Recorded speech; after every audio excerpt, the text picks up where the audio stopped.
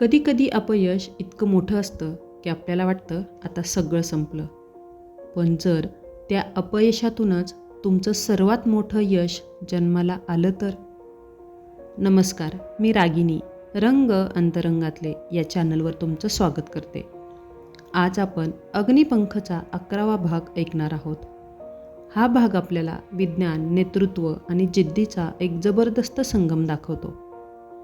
SLV-3च्या अपयशानंतर doctor APJ Abdul Kalam नव्या उमेदीने काम सुरू करतात.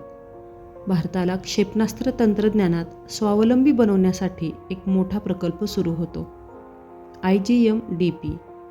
या प्रकल्पाअंतर्गत विकसित करण्यात आलेली पृथ्वी, अग्नी, आकाश, त्रिशूल आणि नाग अशी अत्याधुनिक क्षेपणास्त्रे होती. हा प्रकल्प फक्त विज्ञान नव्हता, तो भारताच्या स्वाभिमानाचा प्रश्न होता. सप्टेंबर 1983मध्ये त्यावेळचे संरक्षण मंत्री R. वेंकटरमण DRDO म्हणजेच defence research and development organisation याला भेट देतात.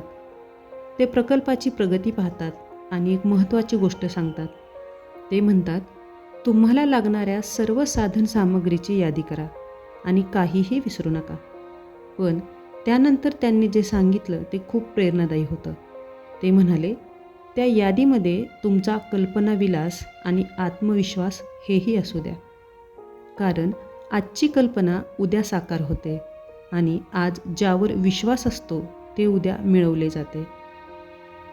या शब्दांनी डॉक्टर कलाम आणि डॉक्टर अरुणाचलम यांच्या दोघांच्याही मनात एक नवीन ऊर्जा निर्माण झाली. त्यांना असं वाटलं की त्यांच्या प्रकल्पाची क्षितिजे अजून विस्तारत चालली आहेत. हे फक्त शब्द नव्हते, तो मोठं स्वप्न पाहण्याचा आदेश होता. या प्रवासात AV रंगाराव यांसारखे वैज्ञानिक कलाम यांच्यासोबत खंबीरपणे उभे होते.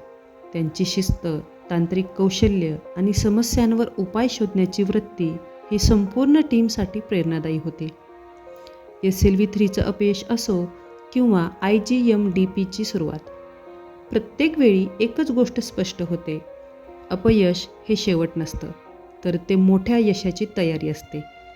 आज आपल्याकडे साधनांची कमतरता असू शकते, पण जर कल्पनाशक्ती आणि आत्मविश्वास असेल तर काहीही अशक्य नाही.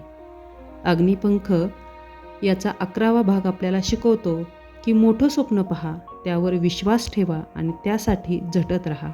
यश नक्की तुमचंच असेल. व्हिडिओ आवडला असेल तर लाईक करा, शेअर करा आणि रंग अंतरंगातले या चॅनलला सबस्क्राईब करा. धन्यवाद.